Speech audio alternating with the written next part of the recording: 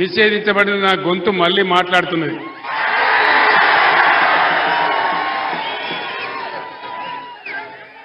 నేను ఏం చేసినా అని నా గొంతును ఆపినారు. ఎందుకోసం నా గొంతు నొక్కేసినారు, ఎందుకోసం ఆపినారు? ఈ రాష్ట్రంలో చేనేత కార్మికుల కోసం ఆర్డర్లు ఇవ్వడం లేదు. గత ప్రభుత్వం ఇచ్చిన ఆర్డర్ల యొక్క బిల్లులు చెల్లించడం లేదు.